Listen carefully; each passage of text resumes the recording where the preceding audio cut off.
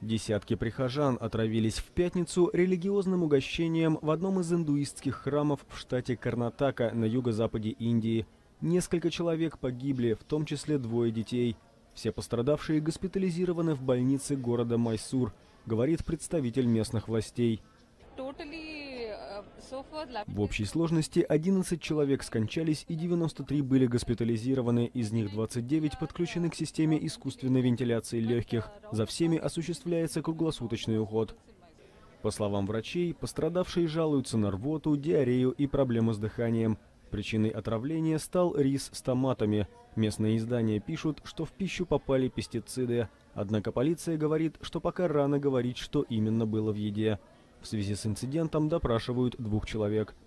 Власти штата пообещали выплатить семьям погибших по 500 тысяч рупий, это примерно 465 тысяч рублей. В правоохранительных органах сообщили, что останки людей изучают эксперты-криминалисты.